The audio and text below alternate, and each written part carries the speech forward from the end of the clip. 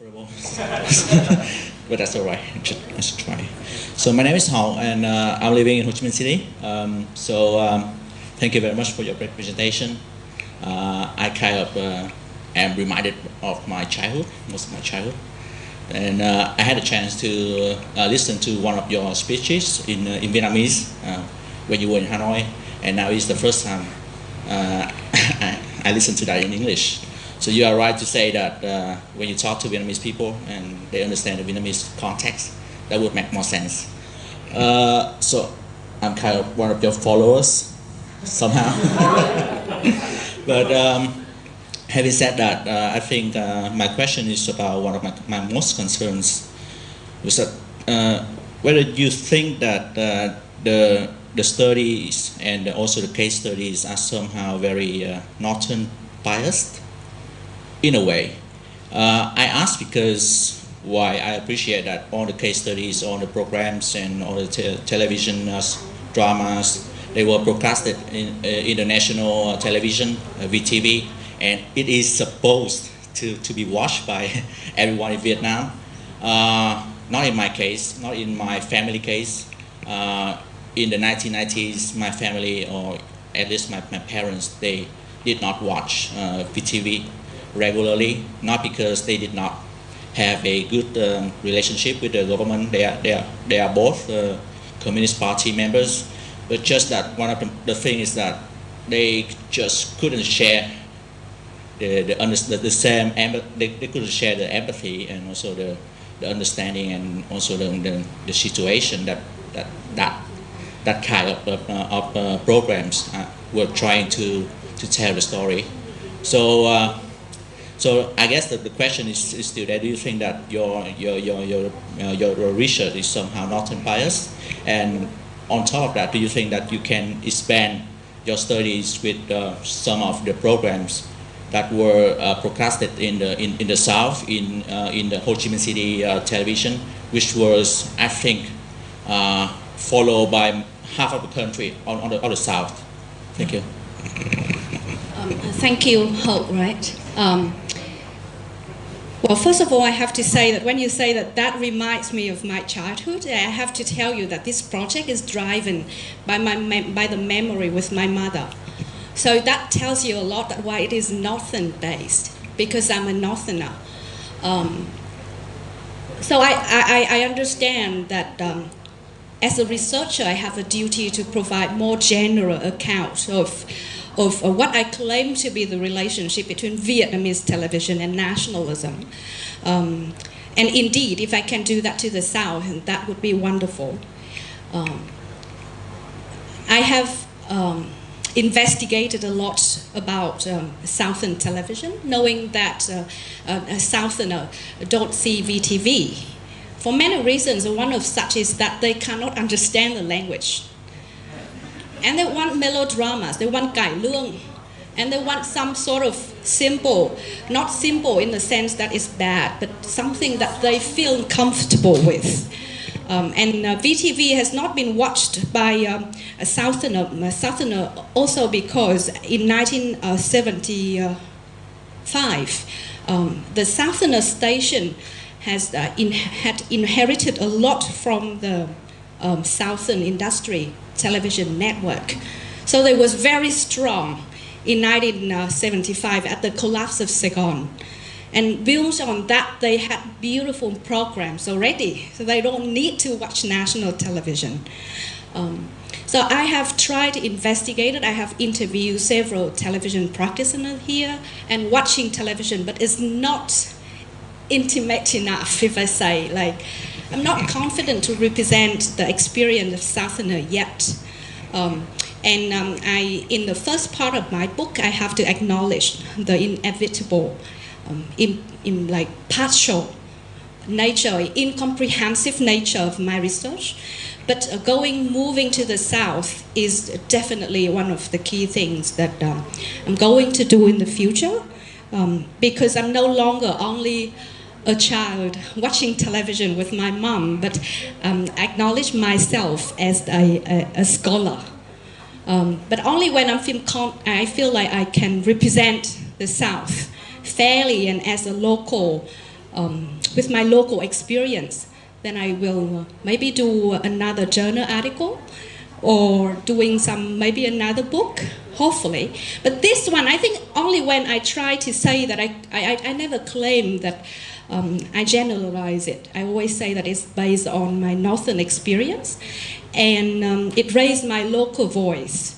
And in many sense, I value my local voice more than the label of some sort of academic that say things that must be applicable to everything. So maybe one of your tasks as the readers is translation, or see the differences and similarities between my experience being a viewer with my mother and your experience being an outsider to my experience. But somehow we share something that I believe that the South, as far as I interview the producers, television in the South follows more or less same tendency, but in a very different flavors. But we share same process of marketization and neoliberalization under political censorship. The interesting thing is political censorship in the South is actually more strict than in the North. Yeah, thank you. Please stand up and say your name. Thanks. Hi, my name is Tang. Thank you for the very informative presentation. I thought to my friend here that you start with the rich is crying and just end with everybody's crying. It's just Rich.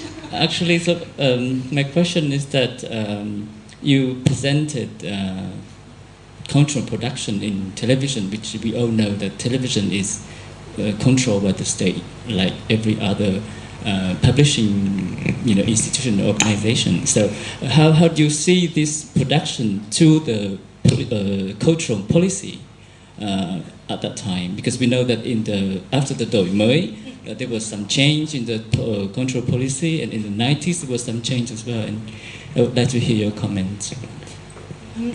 I'm not sure if my answer actually satisfies you, but I don't see much change in the political censorship system since the reform. So the censorship system in Vietnam works on arbitrary basis and based on the practice of punishment. But the punishment is random and arbitrary. Saying that, I mean that everything political will be censored, of course, but they cannot censor everything. So they do it by what they call a kill one to wound 100. And it works. It works a lot. And you can see that there's no political content in the shows that I showed you. The thing is, when you focus your gun on one point, then anyone who goes against the gun is going to be killed, right? But simply enough, if you go around, the gun cannot kill you anymore, because the gun is so violent that it cannot cover a whole era of popular culture that is emerging. So I see a lot of complicity, because television producers, they want money. And they want to tell their story in their own voice. So the state allows them to tell own culture things, as far as it's not violate political taboos. But the age of post-political is everywhere. It's not only in Vietnam. So it comes to the point at the post-Cold War era when maybe political is not as important as it used to be.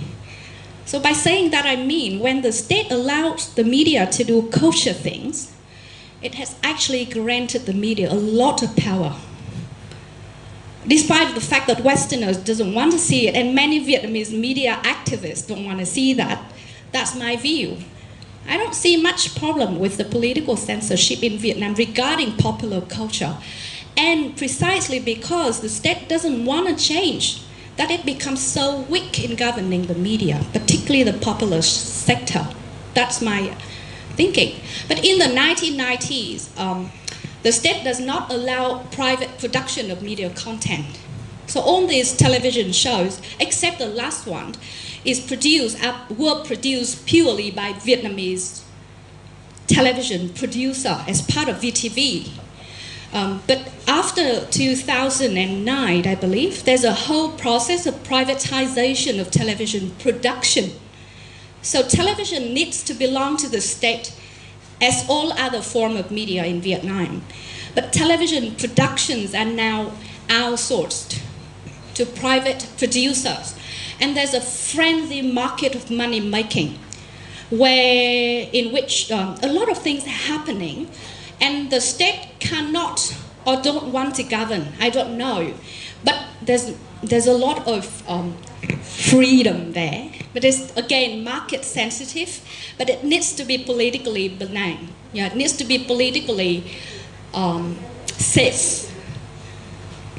Thank you. Actually, can I continue a little bit?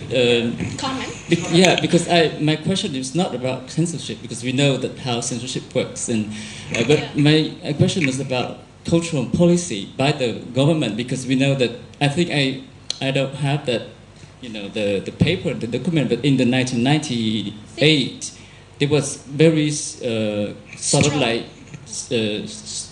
the change in the cultural policy that actually acknowledged traditional culture and mentioned about Vietnamese identity. I'm not sure if I'm right, because I didn't read the whole document, but earlier there was something different that. Yeah, I agree. There's a whole politics of heritage and cultural identities, bảo tồn bản sắc văn hóa Việt Nam, and the things like the protection of UNESCO heritage is frenzy, and it goes throughout the 1990s. And I think the television drama Chuyện Phố Phường is part of that. But one of the characters is the heritage protector, người bảo tồn di sản, and he appears all the time to argue with the son, the evil son, that guy, you shouldn't do that to this house because it's part of national heritage and things like that. And that is new, and it's part of, I think 1998, maybe it goes into the Communist Party government. But that kind of sensation, I think it has a longer, older history. But I'm not doing a genealogy of that, so I'm not quite sure when it emerged and how it is related to other social and political factors in Vietnam and in the world. Thank you. Yeah, hello. My name is Joe. I'm a PhD student at SOAS in London, and I'm based in Ho Chi Minh City. So maybe I'm one of the foreign scholars who only wants to talk about hardcore politics, but we'll see. Well, thanks for the talk. I don't really know anything about TV. I watch a lot of TV, but only as listening practice. But I know a bit about neoliberalism. So, neoliberal nationalism. My first question is, right, so I'm a historical materialist, political economist, if you like. So for me, neoliberalism is about economic policy, labour market policy, this kind of stuff. So firstly, I wonder, how are you defining neoliberalism? And to what extent would you see Vietnam as a neoliberal state, neoliberal nation? And then secondly, how hegemonic do you think this neoliberal nationalism is? And the reason I ask that is because when we look at workers and worker strikes and labour disputes, and when they write to state agencies, to newspapers expressing their demands, they're often talking about, we are workers, and therefore this is a worker state and you owe us this, and we demand this based on our identity as workers in a worker state. So I suggest that that observation would suggest that there's also an anti-neoliberal nationalism working as you could almost call it a kind of Polanyian counter-movement, if you like, against the neoliberal nationalism from the business leaders. So I wonder what you think about that. Thank you. So I just answer the question about neoliberalism first. What is the first question? I'm sorry. Oh, just how do you define neoliberalism, and to what extent do you see Vietnam as neoliberal? Of course, neoliberalism can be seen from an economic perspective. But neoliberalism has its own culture. And we know that neoliberalism, it has been overused. So, in fact, in my book, I didn't even name it because it can be misleading. for the sake of, because I don't know the audience here, so I kind of putting the umbrella here. But I would define neoliberalism as, first of all, the fetishization of the market and the deregulation of the market, and following the priority of free trade. Accordingly, we see a process of privatization. And the privatization is happening within the economy and the cultural section too. And there's many works about that. So you would see that it becomes a lot more privatized in a cultural sense. People feel more personal when they say things, and they like to see intimate things. And many scholars say that a reality show is a neoliberal genre because it informs people as competitor in a race. And each of the competitors just drop out, and the winner will have money. So it's basic survivalist. One of the key things of neoliberal culture is the survival mode, and the intensification of precarity. Now, when you talk about the workers, I'm not sure how much they watch popular culture, and I can't tell because I'm not talking to them. But I can feel like maybe in resisting neoliberalization, they are also involved deeply in the extended atmosphere of anxiety created by neoliberalism. Neoliberalism, in terms of a culture practice, proceed through precarity, anxiety, fear of uncertainty. And that is the thing that affects mother, workers, and the poor a lot. So I agree that they resist, of course they do, because it's exploitative. But I'm not sure if in resisting, they're not reproducing neoliberalism culture. I can't tell because I'm not interviewing them, but that's just my prediction. So the hegemonic thing, I'm not working on hegemony, but hegemony is the consent, right? A form of consent or norms produced in a process of negotiation of meaning. In popular shows, the hegemonic of neoliberalism is very strong. That's my finding. But how the audience, how the viewers take it, adapt it to their own life, I haven't done it. But I'm sure that they have a lot of resistance. They have a lot of local values and hope and fear that do not fit to neoliberal scheme. So I think in Vietnam, the adoption of neoliberalism is very selective. And I don't think that neoliberalism is a spectrum somewhere and flow as a package, like globalization. But it's a logic. It's a sort of logic that it can adapt to local, and it doesn't have to adapt fully. Whatever they can take, they will take. But just remember that in Vietnam, people hate anything collective. Politics is seen as dirty. So neoliberalism as an individual project, for the better or worse, is very strong in Vietnam. Because if you interview people deeply, they will tell you that they don't trust politicians. They don't believe in collective projects anymore. If they fight because of their individual urge. I said for better or worse. But that is very strong. So I do think that there's some sort of hegemony of neoliberalism thinking in Vietnam, but it's not official. If you look it in the state documents, you don't see it. Because the state refuses a lot of things that sounds neoliberal. But in the popular sector, when I talk to my mom, talk to my father, my brothers, my friends, they are talking in neoliberal terms. And they trust it because, as I say, they want something, they want change. And because collective politics cannot do that, they do it by themselves. And that is neoliberal thinking. But it's not bad, it's resisting. But it's reproducing itself too. So I don't think there's a black and white here between the oppressor and the oppressed. I see it just a network of power relations, and somehow it reproduces certain things and turn this one into an oppressor and turn that one into an oppressed. But that is not permanent. It changed. The laborers, if they get rich, they're gonna become boss.